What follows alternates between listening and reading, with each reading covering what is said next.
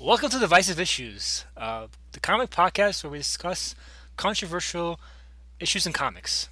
Last time we discussed Cry for Justice, a comic that... Previously on Divisive Issues. Just listen to the other episode. I'm Sly Crappa. I'm Ryan Lynch. You're gonna make me say my name again? Yes. For real? Yes. We're doing this now? I'm Joe Ciano. You all know that. That was a different thing we did. Yeah, whatever. So, Justice League Rise and Fall. The premise of this book is Green Arrow falls, technically. Let's give a quick recap. It's been a couple weeks since Cry for Justice. Let's give a quick recap of what happens. So, last time in Cry for Justice, Prometheus cut off Roy Harper's Prometheus. You want me to handle this? Yeah, go ahead. So, Prometheus, a Justice League villain, attacked the Justice League for a bunch of stupid reasons, cut off Roy Harper. Wait, a Justice League villain attacked the Justice League? Yes. Shut up. And he cut off Roy Harper, Red Arrow, Speedy, Arsenal, all his other names. Pretty Boy from the TV show on the CW. Green Arrow Psychic. Yes. Green Arrow's first sidekick. Cut his arm off, killed his daughter, destroyed his city, and then Green Arrow, Oliver Queen, killed Prometheus with an arrow through the head. That's pretty much everything, right? Well, everything you need to know for this. What? I'm messing with you. Just keep fucking going. So the premise of Justice League Rise and Fall is Green Arrow now has to deal with the repercussions of killing Prometheus in the view of the legal community and the super community. So he falls, while Arsenal has to rise from missing an arm and losing a daughter. Honestly, I would say that it should have been the other way. Green Arrow seems to rise pretty well, and boy, does Arsenal fall. I don't think anyone rises. I think everyone just gets like, man, boys, was life hard for both of these two people. Roy especially can't rise. Yeah. Oh, no! We'll get to that. There's an ironic quality to the title, I feel. That it means rise of fan anger and fall of sales? Exactly. So, would you recommend Justice League Rise and Fall? Ryan Lynch. I would recommend this to one type of person. If you read Cry for Justice, even if you hated it, but you feel like there was big holes in that story, I think this story does a decent job at filling in those gaps. So if you read Cry for Justice, and for some reason it's on your bookshelf, and like me, and you want to fill in those gaps a little bit and get that whole thing kind of fleshed out a little bit more, I would recommend it. If that's not the case, no, I would not. What about you, Josiano? I don't think it fills in as many holes as Ryan. I think from Cry for Justice, it only fills in one hole, which is how the hell did Green Arrow get to Prometheus? No, I think I think it fleshes. I don't think it fills in holes. I think it fleshes out, though. I would recommend it only as a companion piece to Cry for Justice. Yeah, not I would as agree. a standalone. I would only recommend it if you love Roy Harper so much that you want to be there for his most awful moments. I would recommend this book to you. Otherwise, what are you doing, man? What about you, Sly? I have to feel the same way. If you're reading this book, what are you doing for your life? I would recommend it if you have a comedy podcast about reviewing shitty comics. I'm saying no. I would recommend this book. Only one issue. Issue 3 of Arsenal. It's mystifying the shit that happens in that Is that issue. the Cheshire issue? Yeah. Okay. That is something. It's something special. I want to point out before Sly gets into the big plot. This book is actually broken into two parts. The first half is the Rise of Green Arrow, which is just 2 issues from Green Arrow's main book, and then a 4-issue miniseries that's the Fall of Green Arrow. I get confused. First part is Green Arrow, the Rise of Green Arrow. Second part is the Fall of Arsenal. No, you have those switched. Yeah. It's the Fall of Green Arrow, the Rise. We're going to probably do it a lot of times this episode. Just Yeah, that's why it's called Rise and Fall, because it's whatever. Yeah, but I understand. He was already Arsenal before. Yeah. How can he be right? It's... So we'll go through the Green Arrow stuff first, which deals with the fallout of him killing Prometheus. Okay. And then we'll go through the Arsenal issues, which is what happens to Arsenal afterwards. So the order of the trade. The order of the trade. Okay, but we will... if you were just reading the miniseries, Yes. you wouldn't have any idea what we were talking about for the first half. So before we get into the actual plot, and spoilers are coming, guys. So if you're interested in reading this book, like we said, don't. But Okay. I don't know, whatever. Do whatever you want with your life. It's boss of you. It's your money. Yeah. So Instead of spending on lotto tickets, spend it on this. Those are the only two things you're allowed to buy. Those are the two things I buy. So before we get to the plot, we can talk about the creative team a bit. There's too many artists to really talk about. There's all a of them. bunch of artists. But no, I've never read anything by J.T. Krul, but Ryan has. What's your opinion on? The entire book is written by J.T. Krul, both of those parts, and I have read his Teen Titans, and I really like it. His Teen Titans. Wait, he writes both? Yes. Wow, that is interesting. Yeah. He can juggle pretty decent and pretty terrible at the same time. Yeah. He writes his Teen Titans, and it's a great arc, and I felt it was the best Teen Titans story in years. I know he's written a lot of Green Arrow. I haven't read any of his Green Arrow, but I actually, after reading his 2 Green Arrow issues here, I do want to check it out. But he's a writer that I've never read anything that floored me, but up until Rise of Arsenal, I haven't really read anything that I didn't at least enjoy a little bit. So how did you guys feel going into this book, the premise? Because I actually thought the premise, what I thought was the premise, would be interesting. The idea that Arsenal is rising and Green Arrow is falling, and they're meeting each other in the middle. As the back says, both men are on a collision course that can't be avoided, and neither will try. Do they even meet in the book? There's a huge scene at the end where they meet. Oh, at the very end. Yes. Yeah. I forgot about it. Did you even read the story, Ryan? I read it a few days ago. Yesterday. Did you try and wipe most of it from your mind? Yeah. So how do you feel about this premise and the fact that it's largely a lie? I originally was interested in the book because I thought that it was gonna be Green Arrow trying to help Roy deal with everything, but it's not really. Yeah. And the premise is kind of a lie. Yeah, Roy's not even in any of the Green Arrow. I'm sorry, he's unconscious on a page in the Green Arrow parts of the book. I didn't know too much of the premise. I was just like, oh, this is the Roy Harper follow-up to Cry for Justice, and that had me interested enough, knowing his eventual fate down the line in a book I'm sure we'll discuss later in Eric Wallace's Titans. So I was very interested to see the bridge gap between Cry for Justice and his appearance in Titans. 2 terrible runs. Yeah. Roy is having a really hard time. This is a really rough stretch for Roy Harper. Yeah. Really rough go. So, getting into the plot, first we'll cover. I mean, can we talk about the art real quick? Yeah. I noticed nothing stand up, but I definitely think it's solid art for the most part, very clean. They do some mix up. The dream sequence Roy has with the photostylic realistic art during that dream sequence, I thought was really trippy, but I thought it was very good use in contrast to the more traditional style comic art. I think the covers are fantastic. The Green Arrow covers I love. I actually, it's ironic because it has an inverse relationship with Cry for Justice. At least the Green Arrow parts, where I don't hate the story, but the art is so bipolar. One minute it's trying to go for a Cry for Justice look. Next minute it's trying to replicate like Alex Ross, and it's going for more classic comic feel. That's I felt that scene by scene it changes a lot. Where some scenes it was very painted almost. Some scenes reminded me of Andrea Sorrentino's art. If you followed the Jeff Lemire Green Arrow run, That's a good comparison. yeah. But then there's other issues that or other scenes that are just so. I couldn't have picked it up from a row of comic book artists at DC at the time, and it is really all over the place. Yeah. I don't think any of it's bad. Yeah, and it never detracted from me. Yeah, it never detracts from it at Yeah. all. In fact, it usually enhances it. It distracted from me. It made the book feel like it doesn't have a solid identity. I know you're a lot more. All fairness, you knew there was Roy Harper. I guess it represents the book. So Yeah. So, getting into the plot, if I'm allowed to. Yes. No more yeah, no, interruptions that's from Joe. listen. I thought the art was worth touching No, on. it definitely is. I was going to touch upon it later, but Sly, Sly. Sly. I fucking told myself, you fucking asshole. So, getting into the plot. Hey, how about we get into the plot? We're getting the plot around here. Come on.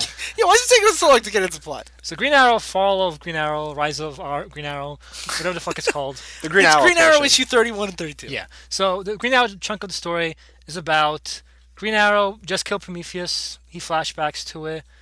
Meanwhile, everyone's looking for Prometheus. Everyone wants to find Prometheus because they still think Prometheus is at large, and he just blew up a whole city, and they need to stop him from blowing up more cities. Yeah. So Green Lantern. Him and his dumb fucking helmet. So Green Lantern, Green Arrow's former partner in crime, And Barry Allen Flash, not to be confused with Jay Garrick Flash from last time. Or Wally West Flash from earlier in the issue. There's a lot of Flashes running around at this time. Literally. I just wish there were less. I feel like I wish there Joe, were less I know what Flash. you're gonna say, and I really I hate feel like they your really goddamn need guts. like one Flash. Like we don't need all these other Flashes. Just just get rid of them. Just a quick backstory on the two Flashes that are featured in this book. Wally was a teen sidekick with Roy. He was on the Teen Titans with him, and he was Kid Flash. Now he's a Flash. And Barry was on the Justice League. He was the old Flash, from the 60s and 70s, from the TV show.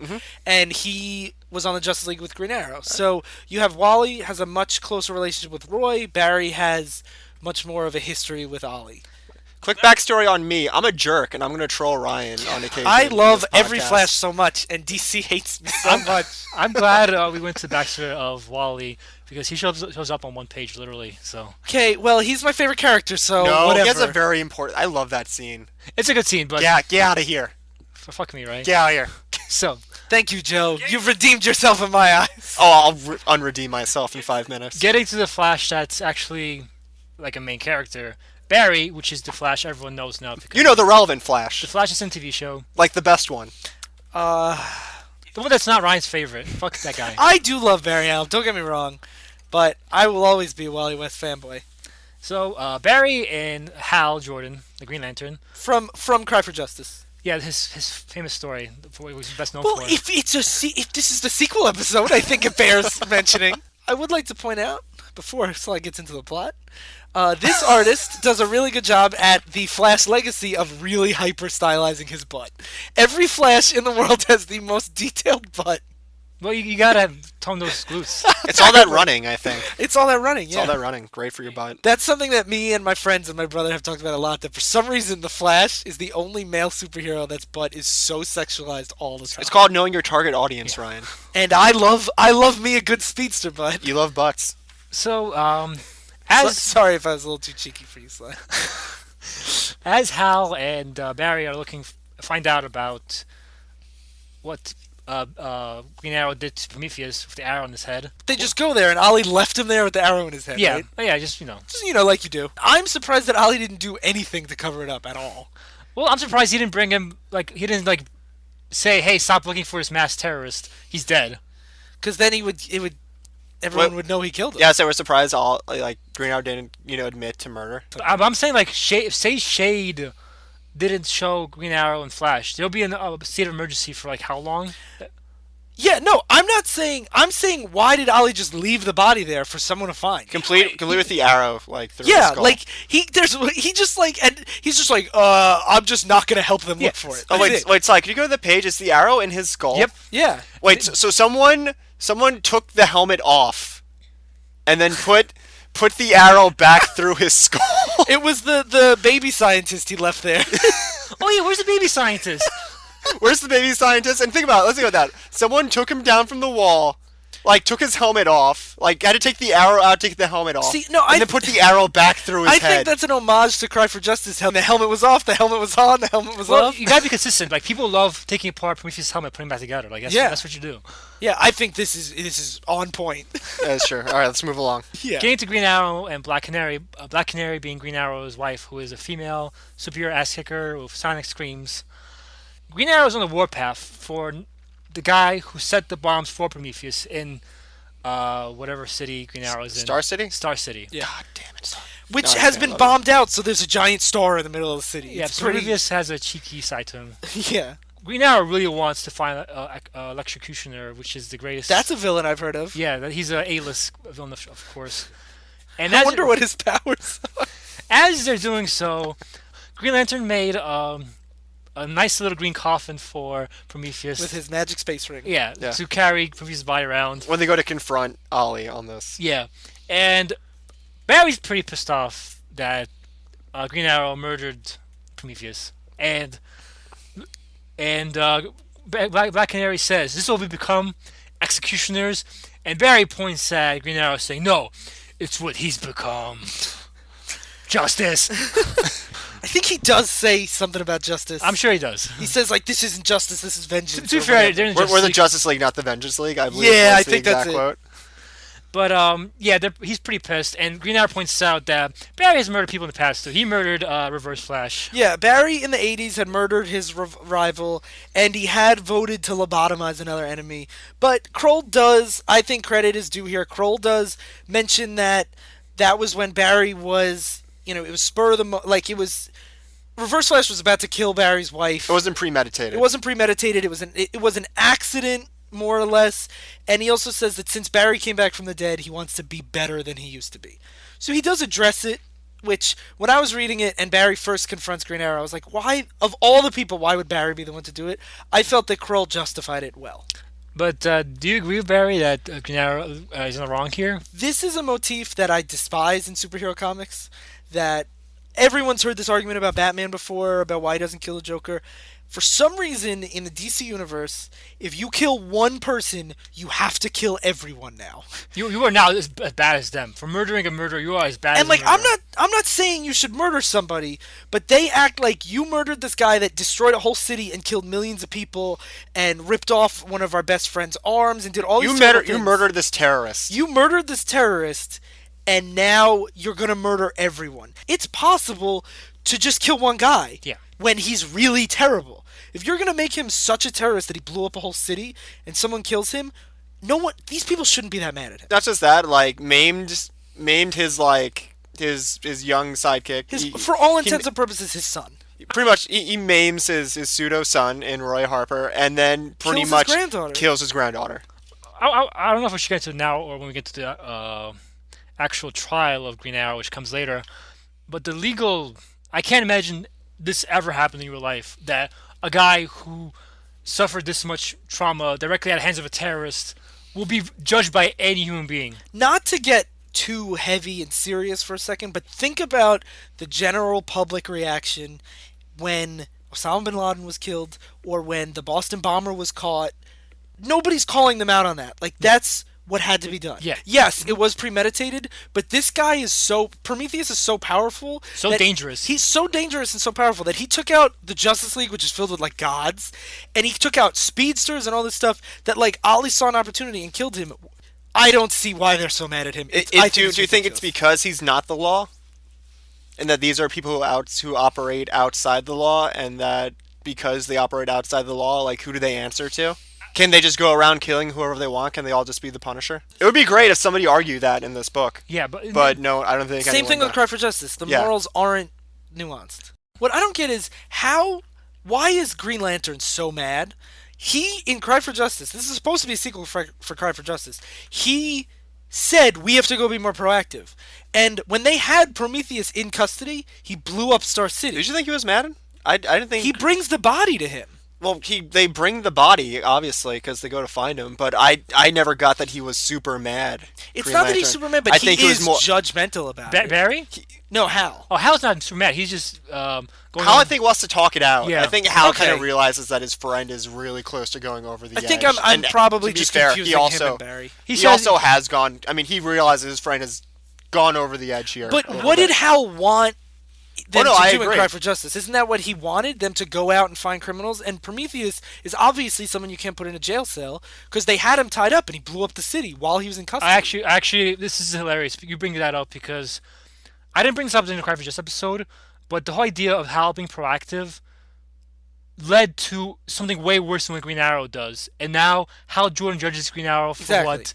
Because not to get too much into continuity, but Hal Jordan, when last time he became proactive, he killed the entire Green Lantern Corps. Which at the time was only like 24 people or whatever. But he murdered a whole entire Corps. Yeah. And tried to rewrite time in space. And so, no one questions... And they reference that in this book. Yeah. And that's not deep continuity. Yeah. They reference it. And during the Cry for Justice, and the reason why it sucks, no one in the Justice League brings it up when they're trying to bring up why Hal shouldn't be proactive. We talked a lot about how in Cry for Justice they reference this really minute, obscure continuity, but they don't reference anything that really matters. Yeah. Like in this book, I give Krul a lot of credit because we're dumping on this issue a lot already, but everything he brings up is all the questions fans would ask, and he does bring it up in a very natural way that I feel like when he brings up Barry killing Reverse Flash, Hal's time as a supervillain, all that stuff, it's very well handled, that I feel like he gets the characters' motivations, and he talks about them in a way that is easy to digest and follow for a newer reader,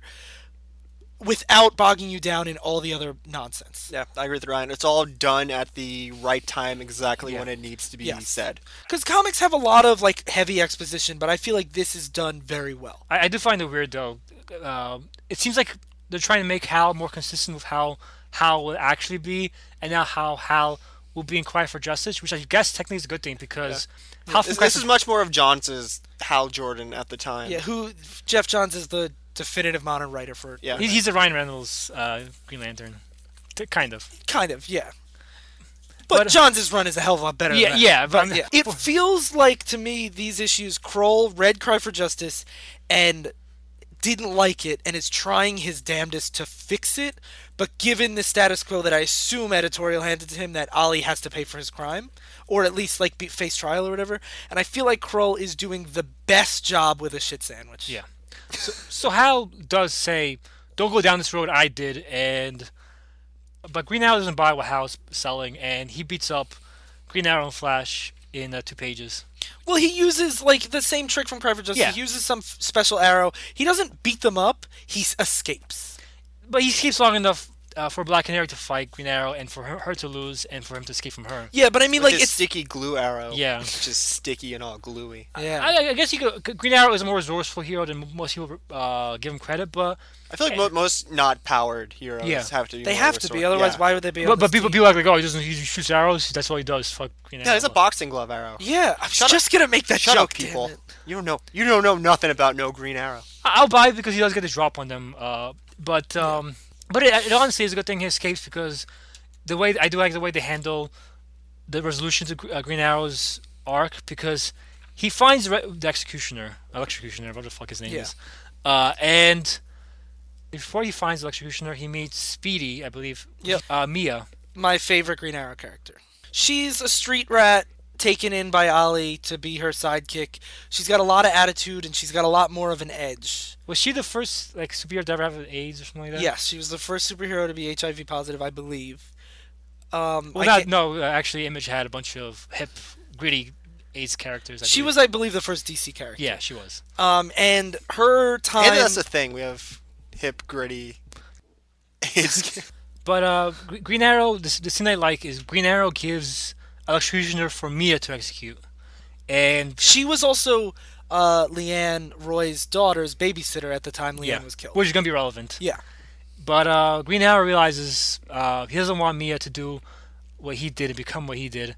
He could see the vengeance in her eyes, as he says, and he the decides justice in her eyes. the justice in her eyes, and he gives himself up to Barry and Hal. As kind of like a show of faith to Mia that, like, I'm not a murderer. And also that this is the way. Let's do it the right way. Don't become like a. No, it's a sobering moment for him when he sees. I think he has there's a line where he says about how vengeance and all that stuff is contagious, Yeah. and he sees it infecting the people around him, Yeah. and that's his like I can't do this anymore moment. And this is when I feel like and it was a very good scene. yeah, and that's the thing is this is when I feel like Kroll was given this kind of like tough to work around status quo, and this is when he tells a real story with it, and I really enjoyed that whole scene and him turning himself in. Yeah, this is where the book picked up for me, and I Yeah. thought it really became interesting. Absolutely. Overall, Green Arrow story I find to be pretty standard in terms of quality of comics, even though it handles a terrible status quo pretty well. I do find this scene to be great. Green Arrow's giving us over to police. And they unmask him, and They reveal he's Oliver Queen, who was the former mayor of Star Yep. City. They reveal that he's that guy with the same goatee as Green Arrow. yeah, it's one of those reveals that I'm like, they really should have had somebody be like, well, yeah, duh. Like, it's pretty obvious. Yeah, they also just like groan collectively, and just like, oh damn it, Of course. fuck. So, Black Canary goes to see Green Arrow in prison, and basically, she's kind of sick of dealing with bullshit, and she gives him her wedding ring. And Like she should, because he's been. I'm going on a justice spree for a couple of weeks, honey. See you later, bye. Yeah. as Joe said, he Yeah. didn't call her for weeks, and they're a married couple. Yeah. They hadn't been married for all that long, and when she actually married him, it was actually a shapeshifter that she murdered at their honeymoon, and then she had to rescue him from the Wonder Woman Comics, Island. ladies and gentlemen. Comics, LOL. So they were eventually married, but like it's not like this is a marriage that has been in the comics for 30 years. But a shapeshifting weird guy is the equivalent of like a rough patch in a marriage. In Yeah. comics. Yeah. Also, Yeah. this is a couple that could have been married for 30 years. Yeah, but because they've always been on again, off Yeah. again, I was like, I get why she's doing this, and it's not like when Peter Oh no, Parker her motivation and, is yeah. absolutely. It's not like when justified. Peter Parker and Mary Jane's marriage went away that you were like, oh, this is a total shift in status quo. Ollie and Black Canary breaking up, it's like, they'll be back together, it's fine. But the next scene is Green Arrow in court, being viewed by the rest of the Justice League in disguise. I love the art. It's Ollie on the bench Yeah. looking into the audience, and it shows the Justice League in regular clothes. in civvies. In regular civvies, yeah, and they put on like a see-through like veil of their costumes so you could see who every character is through the art and not the narration. And I've never really seen that done like that, and I think it's awesome. It was a very cool scene. Yeah.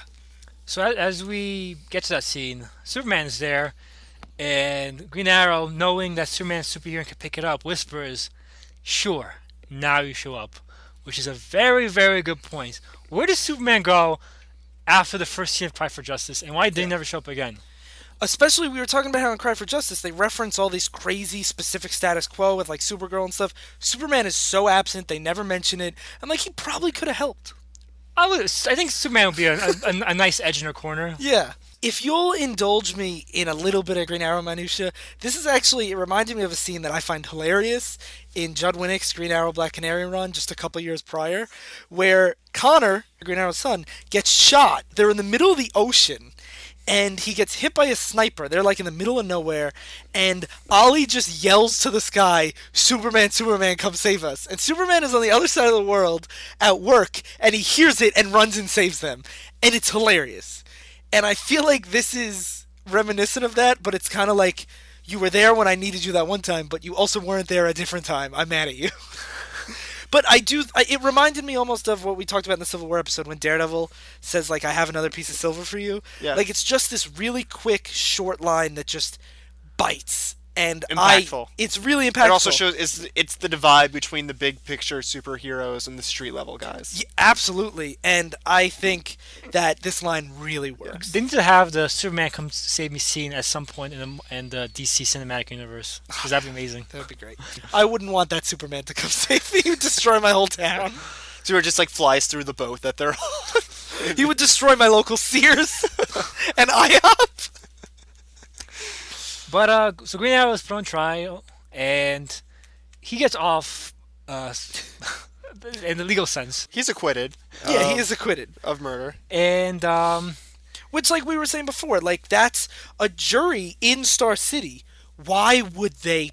How could they possibly find him guilty? I agree. But do you find it realistic that the judge is so angry that Oliver Queen got let off that he says, "You might be free, but you're not allowed in the city anymore. You are exiled from Star City"? I don't know enough about the legal system to know if that's at all a thing. It seemed very weird to me. Yeah, what's weirder, that or the Seinfeld "you have to be my butler" like judge sentence? Like which one is the more unrealistic like use of justice in America? I feel like they're right on the same level. But I don't think if you're on trial in front of a grand jury, I don't think the judge could just add a new sentence to you. I don't think that's how it works. Yeah, I'm pretty sure. I'm pretty sure you can't just overrule. A judge can't say the jury just found you not guilty, but I will give you a new sentence that will punish you. Yeah, I feel like the judge is like, listen, this is BS. You're guilty. You know you're guilty. I'm gonna try and do something here. Yeah, I mean, in the scope of the story, it makes sense, but I don't know how realistic that is. If anyone's a lawyer, because I'm not going to look this up, I don't care enough, write us in at divisiveissues@gmail.com. I think because like the reason why it's done is so Green Arrow goes into his new status quo, which is basically Green Arrow gets exiled and goes to the woods and goes out looking for justice. I think he becomes like a real Robin Hood character. Yeah, but I don't know because I haven't read it yet. I think in terms of like exiling Green Arrow, they could have just had him get exiled just for the fact that I'm sure it's not going to be convenient for him to be public in Star City after all the shit he's done to criminals and stuff. That's what I feel like it was, an editorial driven. Yeah. The judge was just Dan DiDio, the editor-in-chief of DC, saying, hey, he's got to go in that forest. I do like that the hardcover includes a preview of the new Green Arrow book, which is bizarre to just read in the middle of a... Was it in the middle or No, was it's it at at the the end. end? It's It's at the end. I like that it's there, but it felt really weird that they're like, was this book just okay? Read a different book. That ends the Green Arrow segment. Now we're getting to the So truly... we all agree the Green Arrow segment, not bad. It's solid. It's solid, yeah. It was good. Like I it think it wasn't was it good. wasn't anything spectacular. It took, I think we all agree, it took the best of a Shit sandwich. shit sandwich and you pooped out something quality. Yeah, I you know? give Kroll a lot of credit for this, for kind of taking that garbage that was Cry for Justice and crafting it into a tolerable, decent story. I will give him credit for that segment. Yeah, so now part two. This is the segment I would not give him credit for. The Rise of Arsenal. I should clarify, though. The fall of Green Arrow, even though he lost almost everything and had to go rough and run off the woods, there's a sense of hope to it because he's going off to redeem himself Yeah. in the eyes of the public and everything. That's the thing, is that's why I want to read Kroll's Green Arrow now, because I felt like this ended on a note that I was like, I do want to see what happens next. Yeah. He was also welcomed back, like Hal Jordan sees him after the courtroom and be like, "Listen, we're still friends," Yeah. which is also a very nice scene. There were a lot of nice interpersonal. That's the thing, is there's a lot of good character work, and he does a lot in 2 issues. Yeah. So getting into the Rise of Arsenal, the first thing we see is a flashback to the events of Cry for Justice, and we get to actually see how Roy got his arm cut off. We see more Roy character work on these 5 pages than we do in all of Cry for Justice. Yeah. It has him FaceTiming with his daughter. Yeah. Yeah. You know, about she can't have cookies and ice cream, and you get more of a sense of how much he loves his daughter here than you do at all in Cry for Justice. Did you enjoy the way the Prometheus Roy Harper fight went down? Comparatively to Cry for Justice, absolutely, because I feel like Roy holds his own pretty well. I almost didn't like that. I liked the shock of him as Freddie Freeman, just going in there and ripping his arm off, and him having no idea. It makes more sense when he stumbles forward and is like, "I can't feel my fingers." Yeah. Okay, I got that. That it would be much more, because he's like, "I have to go warn the others." It's him. He writes that in that scene. It's like, "I have to go warn the others." And then when he bumps into, I forget who he finds, he's like, "I can't feel my finger." It's not like, "Oh my God, it's Prometheus." The way I interpreted Cry for Justice was he was totally surprised he gets his arm That's cut off. fair, but as a Roy fan, I think This is much better to you Yeah. as a Roy fan, yeah. but I liked the interpretation of the Cry for Justice scene better. I think that's fair, but I just think Kroll saw how Harper was handled, how Roy was handled, and he just said, I need to give him a little bit more. Some dignity. Some dignity. Exactly. I Yeah. think I need to give him some dignity, and then take it away by issue 3. I'm not going to give J.T. Kroll that much credit because he does not give Roy Harper This is that the much. only dignity Roy Harper Now that Joe gets brings in it up, I this. completely agree with Joe. Now that makes it stupid that Roy just didn't tell everyone. Even stupid that Supergirl didn't just tell everyone that was Freddy. Based on my personal tastes, I'm considering that a retroactive another plot hole in Cry for Justice. So next scene is after getting his arm cut off.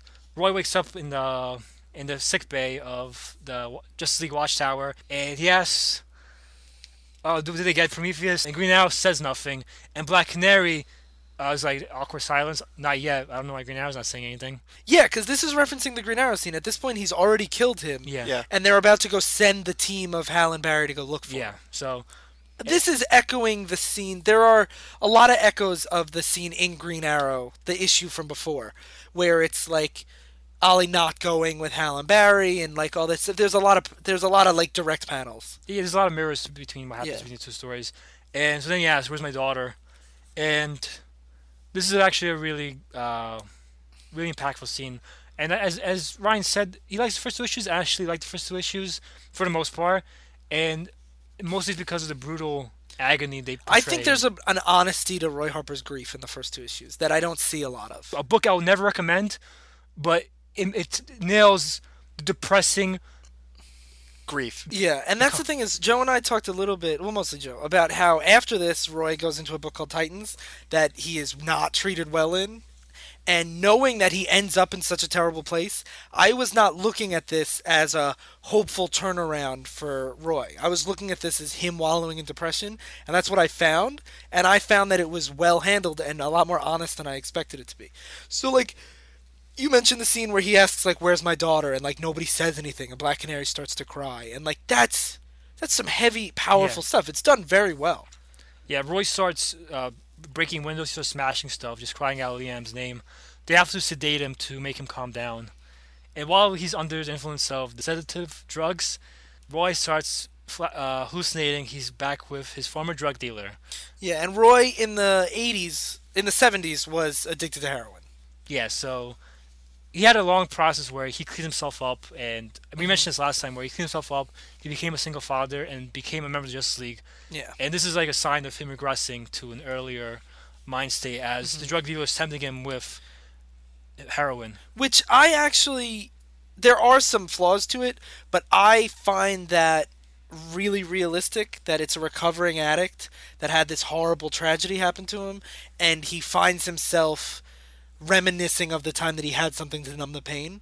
I find that to be honest. And I agree. But Joe brought up the point that why would the Justice League give a former drug addict sedative drugs? they give him like Not sedative drugs, but for the rest of the series, you see Roy Harper, walking around popping pain meds, like prescription meds with the prescription like bottle. opiates and stuff. And I'm like, who gave him this? Yeah. I'm like, he's a recovering And heroin like, addict. you guys are the Justice League. Roy's a guy who's good with knives.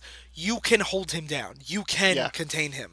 Like, remember in Cry for Justice, Green Arrow and Green Lantern took out 40 supervillains at once, including a Superman clone. They can tie this guy down.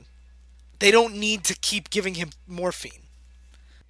So, getting into what I feel is an A plus scene and an F minus story, Roy goes to find Liam's body, and he's just imagining her final moments. He's imagining how she was when she died, and she's imagining how she was struggling to survive. And Because he's such a trained fighter that he sees her wounds, and he knows how she suffered and all this stuff. And this is probably, in my opinion, one of the most powerful scenes. yeah, and she says, "First in my life, I'll be haunted, wondering if her last words were, 'Daddy, help.'" The art is just Roy Harper standing over his daughter's corpse, crying over. Yeah, and it's really strong. It's not like the cheap pain that we saw in Cry for Justice that they didn't earn. Like, this is done really well. I'm actually tearing up a little bit just looking at it. It's rough. It's a rough couple pages, and it's like that's why I'm more on the recommended to people who read Cry for Justice, because I feel like these are the scenes that Cry for Justice we complained didn't have. It was missing. It was missing. It Yeah. didn't have any of this heart, and this book is just heart. But going to the next scene, as Joe says, Roy starts popping pills. Where he got them, who knows? But The he's, prescription, somebody wrote him a prescription. Yeah, there's nothing that there's nothing to imply he's getting them from not the doctor. yeah, Yeah. so he's getting opiates, and as he goes back to his old house, the one he had with his daughter, he sees people robbing it, and he beats the shit out of them, having some trouble with a missing arm. And But he still beats the shit. he beats the shit out of them. And The coffee mug throw is my favorite. Some guy's running away, and he picks up the coffee mug and beams him in the head. It was pretty great. Only one arm, but still great aim by Roy Harper. Yeah. Do you think he thought that in his head, like when he hits him? I'd like to. Yeah. Son of a bitch, I got him. I'd like to think that Black Canary walks in and goes, "Hey, heard you needed a hand." Black Canary walks in and says, I want to help you. I want to help you deal with this. I want to talk to you about this." And Roy Harper's just like, "Please, I just want to be fucking alone. Get the fuck out." He's clearly not in the mood to deal with her bullshit. To deal with her support. No, but in Roy Harper's But words, in his words, in his yeah. mentality, because Yeah, she's legitimately here to support him, and Roy's in grieving mode of, I really don't, nothing you say will make this feel better. I can't really think of a DC comic that does grief as well as this one does. So Roy just has more and more hallucinations of his drug dealer. And there's a lot of just him trying to fight it kind of stuff. Next we get Roy Harper finds out about Green Arrow killing Prometheus, and he meets him in prison, and he's angry because he says, "I wanted to kill Prometheus, and you stole my justice, my vengeance." Yeah. Which Justice. that's a motif I've seen a million times. Do you buy it? I just out of curiosity. I don't know if I buy it, but you might convince me otherwise. Given Roy's grief at this point, he's looking to lash out at anybody. I understand why he's so mad. That's a fair point. That He's he lashing goes out. because he wants someone to suffer because of his suffering, Yeah. and the only person responsible can't anymore. Yeah, not only does he want him to suffer, but he's also incredibly high on pain meds. Yeah. He is all kinds of messed up. So right you asked now. that, do you buy it? Now that you say that, Green Arrow, I see. If I view this more as Roy is just lashing out at everyone, like he wants them to be miserable, like he is in a bad place, And that is reflected very much in how he acts with other characters in the story. He does not want anyone's bullshit. He does not want anyone to feel. He doesn't want anyone's pity. He doesn't want anyone's consolidation. He just wants to lash out. Yeah.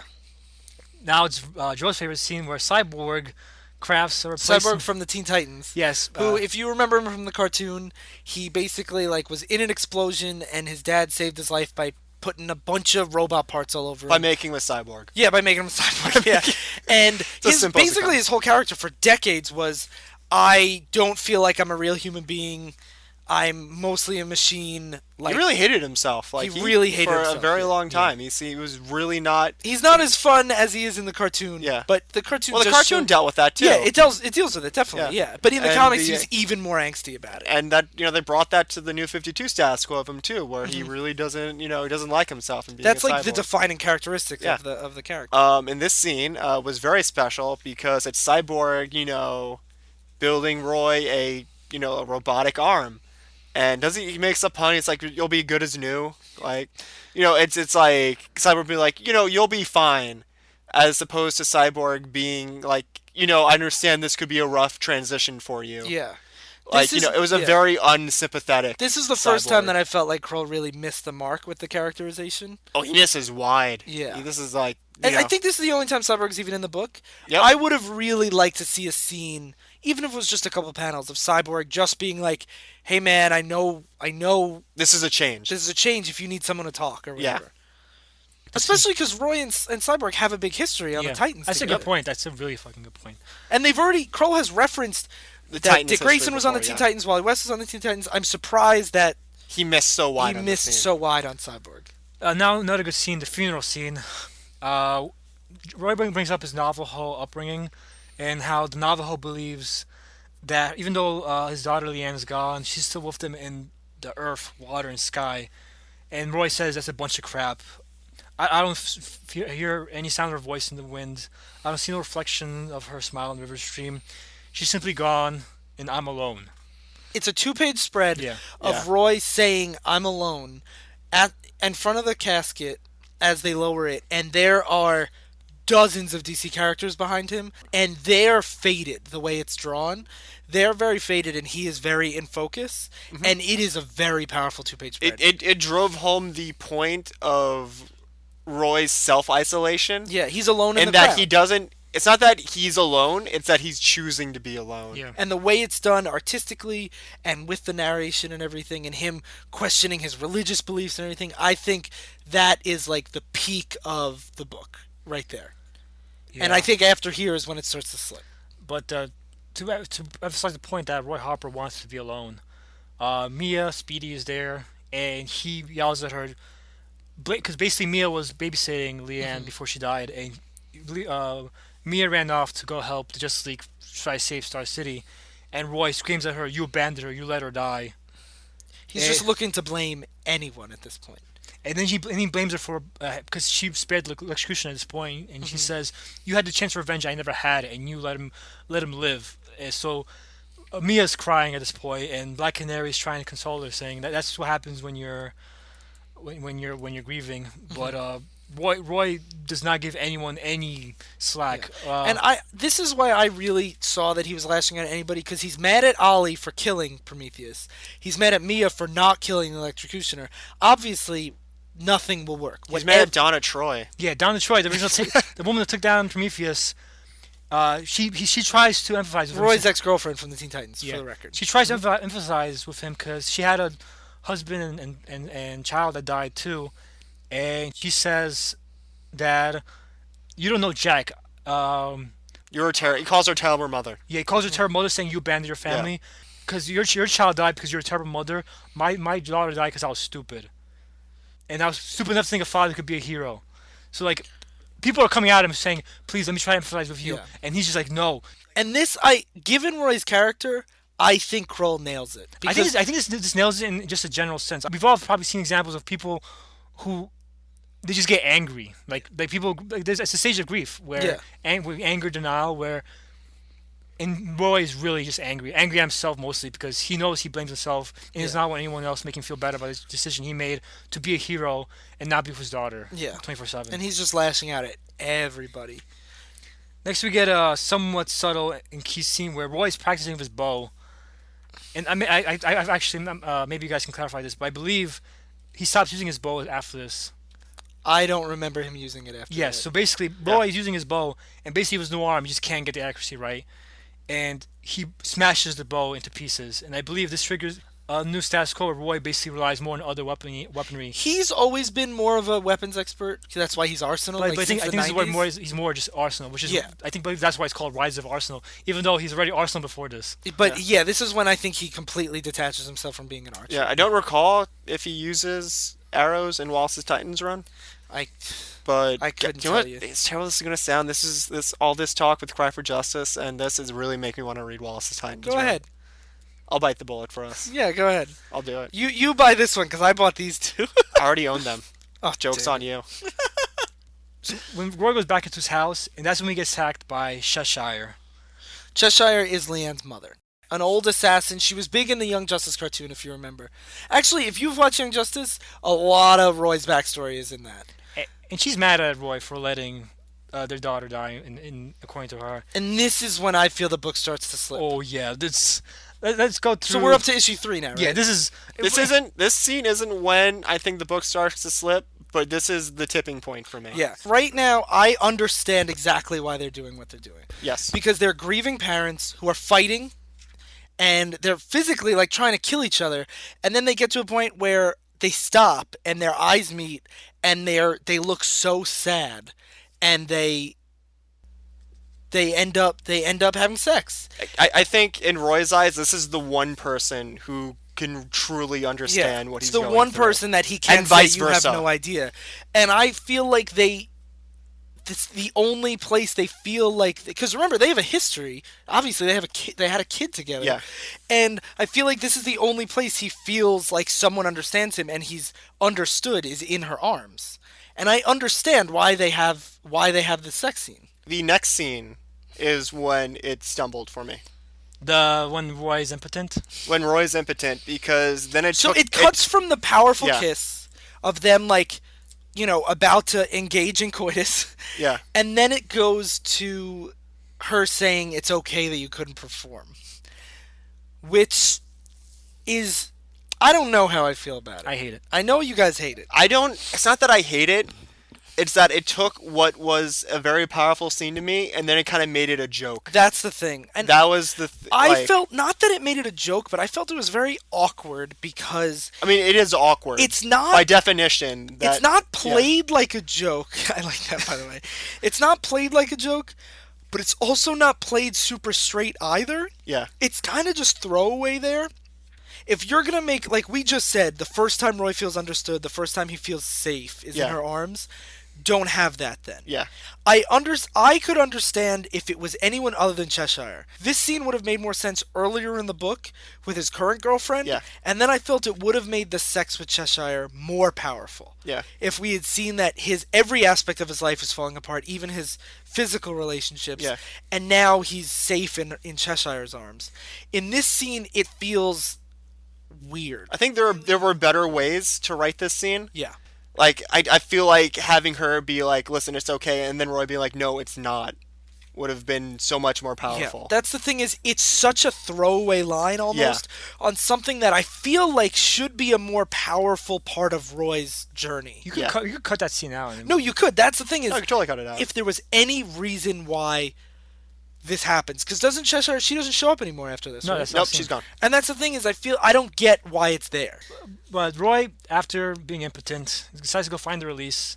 He goes to fight some criminals. That's, He says he wants to find the release. So the book makes that pun. So fuck you, Ryan. he's got this new right arm that he has to break in.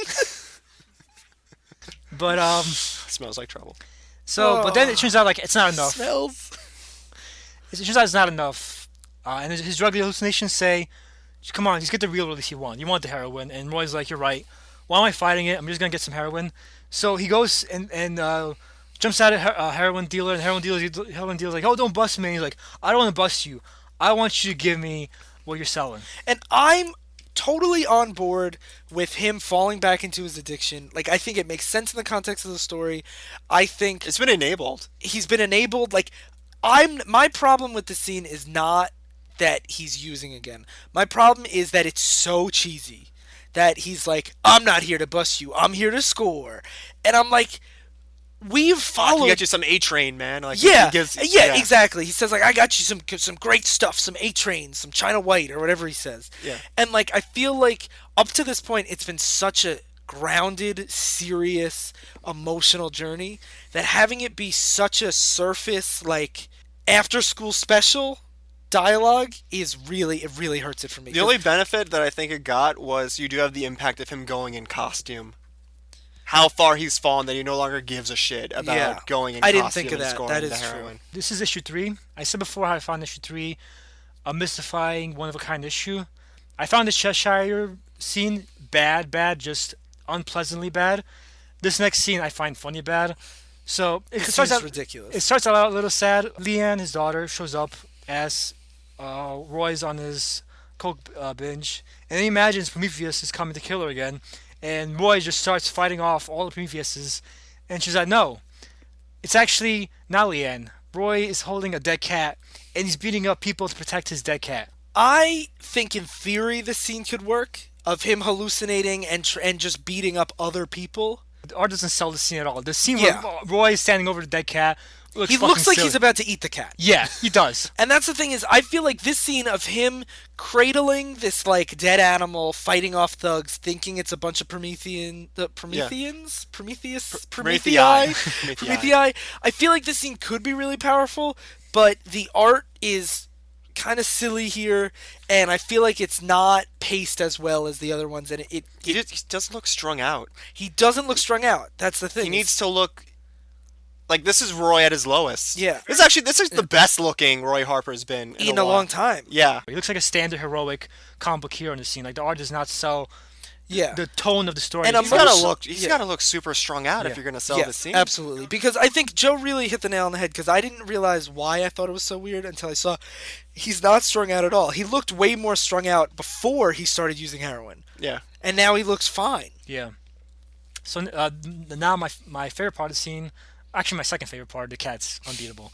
But Batman shows up, and we mentioned last time Batman was dead. We should mention Batman was dead, and Robin, the first Robin, Dick Grayson. I from think at this point everyone should know who Yeah, Dick if you watch Grayson Teen is. Titans, the No, Robin not from if that. he's been in the movies. Yeah. He's the first Robin. Yeah, the first Yeah. Robin.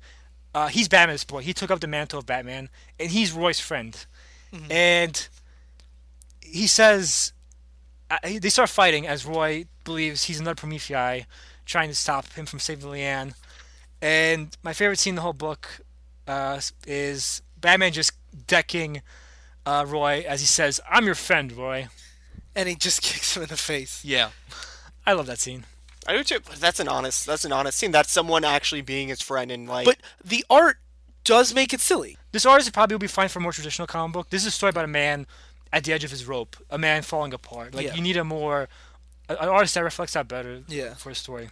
And I wish we could be more specific about the artists, but the credits don't specify what issue is drawn by who, and they list like 9 artists. So We're too lazy to fucking we're go. too lazy to look it up. And this artist isn't bad. It's just that he's just not right for this book at all. Yeah. The next scene is Black Canary talking to Roy, and he's strapped to a hospital bed. Black Canary and Batman, they're having Roy Harper be strapped to his bed so he can have the drugs get out of his system. And he's not happy about this, especially because now he's saying that Leanne is in the Yeah. room. Don't they pretty much admit that Roy has to help himself and they're not going to visit? It's that moment that every friend of an addict or someone who's, like that has, Yeah. where like we can only do so much. We can, keep him isolated, we can keep him away from the drugs, but he has to try to help Yeah, himself. but it's been 2 fucking days. That's It's true. been a very short. That is true. It's been such a short period of time. He just Yeah. lost his daughter. They should give him a little bit more fucking like credit. holy crap! Yeah. Like At this point, it feels like to me this last issue. Are we in issue 4 now? I feel like it's been days since the funeral. Yeah. I feel like at this point in issue 4, it feels more like they're just hitting the beats of every addiction story, Yeah. and it's less personal. Roy's now hallucinating that Leanne's in his room and blaming him for her death and saying, "You have to go and get revenge for me. You have to go and kill the executioner." And Roy basically he just starts fighting against the straps, basically opening the wounds in his arm. and making him start bleeding again.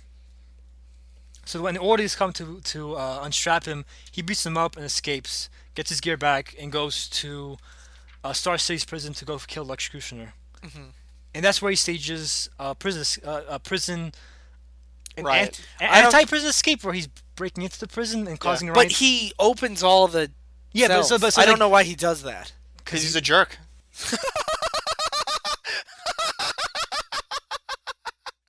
He's just a jerk. He's a jerk. He's popping like pills. He's doing heroin. He's telling people they're shitty moms.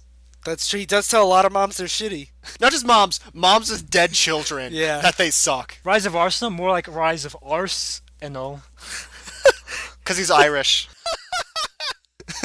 So Roy finds the executioner, and as he's doing so, convenient. It's a good thing that the prisoners all did escape, because if they didn't, Green Arrow wouldn't be here for the final scene, where basically he breaks out of his prison cell and goes to confront Roy, and says, "Don't make the mistake I Because did." at this point, I think we do have to clear it up.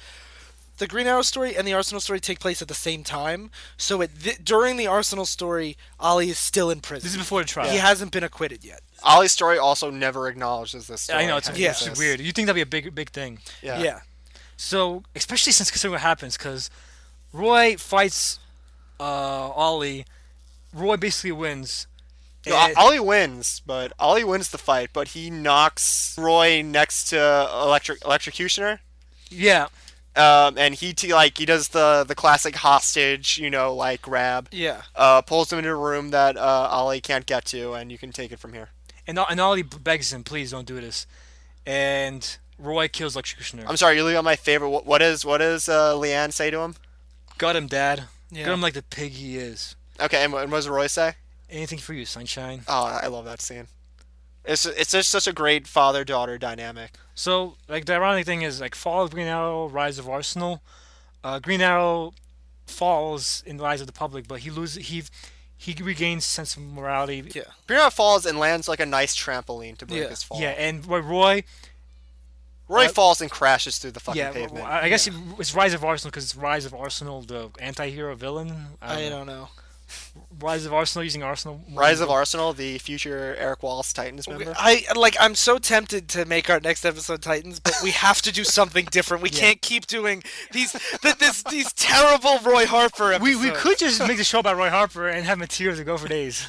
So the final couple scenes is Roy talking with Leanne, and basically the ghost of Leanne, and basically he goes to their old home, and he locks the ghost of Leanne in their house and sets the house on fire, basically saying goodbye to that life forever. I actually thought this was kind of powerful. I find it kind of weird. I feel like it was just trying to wrap up the ghost Leanne story after bringing it up suddenly. Well, that's not really how ghosts or hallucinations work. I I know. think it's more symbolic of him burning down the rest of his past life. I know, that's why I find it weird, because hallucinations don't work like that. You don't just say, "I'm done with seeing you, ghost Leanne." Like, I think that's what makes it a symbol. Is Yeah. he's burning away the. I understand why it's a symbol. I'm just saying it's just very It's a symbol of how easily he beats heroin addiction. I think, like, as a metaphor, I think it works, but I think Sly's right that he's hallucinating this. It doesn't. The burning doesn't actually mean anything. Yeah. this is also the most sane he's been Yeah. in a very This might you could argue. I guess you Yeah. could argue that this is when his coke addiction is wearing off. His coke stuff. heroin. Is it coke or heroin? Because he, like, breathes in heroin. fumes. It's heroin. It's heroin. Can you do that with heroin? I don't know. Can you, I Ryan? don't know. Let's ask the resident teetotaler. So, and the final scene is basically Roy just Walking away from the burning house. walking away from the burning house and just basically becoming the more fiercer, harsher vigilante. Basically, he's pissed at the people who are taking advantage of the more chaotic Star City after. And peddling drugs. Yeah, and basically just wants to bring to justice. And that wraps up. And that's how he beats. And that is how Roy Harper beat a heroin addiction in Yes. 3 pages. Yeah. Yes. And that wraps up Rise and Fall. So final judgments, Ryan. After we talked about it, I think I feel more positively about it now than I did at the beginning. There's a lot of good scenes in here. Yeah. I think if you're following Green Arrow at the time, I would recommend skipping Cry for Justice and getting this book, because you could pretty accurately, pretty quickly tell what happened in Cry for Justice. And, I'm going to go and continue with Krul's Green Arrow after this. I think it's just like 2 trades or something. But I think that it's a good book that falters at the end pretty hard.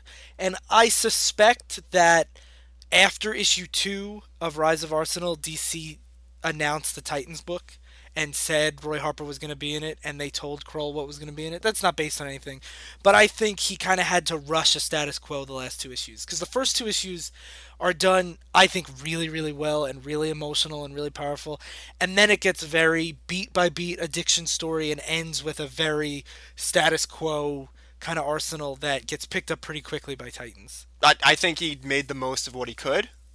And I feel like through that the whole thing, I think he makes the most of what he can. I think they're like my feelings haven't changed after Dear Go Through. I still think that there are like a lot of really nice moments, a lot of great character work. There's also some not so great character work. So I'm split. My opinion is if you are interested in this era of Roy Harper and Green Arrow, sure, check it out. But by no means is this a must read. Yeah. If you like these characters, they are handled like even the character work with like Dick Grayson and like Wally West. If you like those characters, there's much better character work of them elsewhere. This is Like you do not need to pick this book up. But this is also, I think, a better spotlight on the DC universe at the time than Cry for Justice is. A lot of things are a better Well, spotlight on we the can't DC grave on the universe. Cry for Justice because we're never going to. That's true. That's bitch true. about anything ever again. That's true. On a scale from Cry for Justice to Trouble, no, I'd say I think it's, if you're interested, read it. Like I said, if you're interested, check it out. Yeah. If you have an interest in Roy Harper and really want to see how Arrow treats him super well and other media interpretations Justice don't. Young as Justice also treats him very well. But yeah, like if you're interested in the character, and I mean like really interested, and you want to see the history, you want to see the stuff, pick it up. This is by no means the must read. Yeah. It's hard to say that the parts that stand out really outweigh the parts that don't for me. I wouldn't give it to So- anybody, but I wouldn't take it away either. I feel the same way. Like I'd say like if they want to read this, read it. If you don't read It's it. fine. You What know? about you, Sly? This started out as a 6 out of 10, maybe 7 out of 10 story with the Green Arrow stuff. Became a 10 out of 10 maybe, potentially story, with the first 2 issues of Roy Harper's story. Then it became a 1 out of 10. Unfortunately, if you average that out, it'll come up to like, I don't know, maybe a 7 or something, 5, who knows. But some of the Six. parts, some of its parts aren't, it's not greater than some of its parts. Unfortunately, those last 2 issues, they're issue 3. I keep saying it. It's mystifyingly bad. I would recommend issue 3 of it if you want to read issue 3 and see one of the worst single issues of comics that exist. So you are much harsher on it than we are. Yeah, I like Cry for Justice will never. Are you going to cry for the masterpiece and No, people no. should read that Cry for instead, Sly? Justice is worse as a whole, but no single issue of Cry for Justice is as bad as the single issue of Rise of Art. I think Really, the last the part where That okay, yeah. Where Never mind. Leanne died, Scratch what I really? said. Scratch what I said. This is number 2. the This is jobbing number of the 2. Justice League This is and, number 2. and the death of Leanne This is is number 2. It is the equivalent of a Cry for Justice issue, and one of the worst ones at that. So, Cry for Justice issue, then this, and that's a harsh statement, yeah. especially in a run that's pretty decent for overall. So, recommendations. Do you have Wait. any? You forgot again. What? Letters from listeners. Wait, what's the order? Res from listeners, then recommendations? Yes. Okay, so Okay. I have one letter, we have a letter. and that's, again, divisiveissues@gmail.com. This one comes from Twitter, From Twitter? Okay. which is also @divisiveissues. And the email says, "Do you know how to tweet? You should tweet." Thanks, Twitter. So, yeah, you guys should tweet at us so we can respond and have Twitter not yell at us anymore for being boring. can I do recommendations now? Yes. So, you go first, Ryan Lynch. Oh, okay. Thank you, Sly Crappa. So, I have a recommendation that's actually a little not a comic book. It's out there. I recommend the first 2 seasons of Arrow. Oh, you piece of shit. Is that what you were mine. gonna say? You piece of shit. Oh, Oh no, Sly has to go next now because I need to think of something. We can have the same recommendations. Like, you don't have to have all different ones every time. No, it has to be different, Sly. You're Okay, breaking you know the what? rules. Sly go, and both Joe and I try to think of a different one. No, and- Ryan has to go. He went first. Okay, I think. But Sly has to go next. I though. would recommend Joe take the Arrow one because you'd rather I'm a Green Arrow than Joe. I think. Okay, I'll think of a new No, one. no, no. Ryan's goes. He picked. Okay. Okay, so I haven't finished season 3. I'm not recommending season 3 because it's bad or anything. I just haven't finished it. Season 1 and 2 have some of the best Oliver Queen, and the best Roy Harper I've ever seen. Okay. So if you like the angsty side of Roy and like the badass I got my recommendation. awesome now. fighting, I highly recommend the first 2 seasons of Arrow. It's fantastic. Sly has to go next. To give Joe some time, I will say All right, I know mine, but I recommend so what we agreed upon, Sly. Brian Michael Bendis' run of Daredevil. That was my second choice. Yeah. So it reminds me very much of this. It's not as bad. Oh, that would have been so great if I let Joe take Arrow and I recommended that. But Daredevil, if you've ever watched the TV show, I recommend it even if you love the Daredevil TV show. Because my friend read it right after the TV show, and it's a good book that captures the tone of the TV show. How many times can I say TV show? TV show? Let's get to the plot. Yes. So basically, Riker Rise of Arsenal, it's about a man falling apart. It's about Daredevil going through emotional breakdown. And the loss isn't as heavy as Roy's loss, but it's a significant loss. And it's a loss that no one can really help him with. Like, superiors come to him, give him the support, but it's pretty hollow support because he's the one that has to deal with it at the end of the day. Yeah. And like Roy, they try to help him, and he's not buying it either. And there are other stories I like that have a character falling from grace in a sense, but Daredevil is another story where he doesn't climb back up. It's about him falling from grace and staying there. Later runs are about him rising back up, but Brian Michael Bendis' run is about his fall from grace in a sense. I would also like to point out that Alex Maleev does all the art, and he's my favorite. He's probably my favorite Marvel artist. He's up there for me too. Yeah, and the reason why I thought of Bendis' Daredevil is because there is a very in-depth trial about, and I'm not going to get into it, but it does go into, superheroes on trial and where do you draw the line and everything, and it's a lot more detailed and in-depth and all the... It's a lot better overall. Yeah, and it's a lot more of the nuances and the moral argument that we talked about Cry for Justice and Rise and Fall missing. It's all in Bendis' Daredevil. So what about you, Joe? Well, Don't you dare say Eric Wallace's Titans. too bad I'm picking Eric Wallace's Titans. No! If you want to see this awful status quo continue, have an interest in a run that starts off with a lot of promise, the murder of a fan favorite character, Who we mentioned in Cry for Justice. in which Ryan Ryan Choi meets a very unfortunate fate. Remember we mentioned he goes on to better things? We lied. I don't think Titans we did. is so bad it's good. Titans is all kinds of crazy. You get more Roy Cheshire. You get Deathstroke, also of Arrow fame, and Teen Titans, the cartoon fame. Slade. So if you want to see how bad things can continue to get for Roy Harper, this is the place to go. And I can't speak highly enough of Eric Wallace's You can. Titans. Any is highly enough. If you want to continue riding this ride, that is the place to go next. And that is true. I recommend it. So if you guys have any recommendations for future books, If you really want us to be like, yeah, Eric Wallace's Titan sounds like the best thing in the world, could you guys please recommend that? yeah. Let us know. So if If you hate us, recommend us Eric Wallace's Titans. If you love me but hate Ryan and Sly, you guys please tweet at us and let us know how much you want us to review Eric Wallace's Titans. if you guys have any thoughts, or we missed anything, or anything you want to add, or you're really sick of my stupid letters joke, you could email us at If you're sick of Ryan's stupid letters joke, then make a change. Write us letters. Yeah.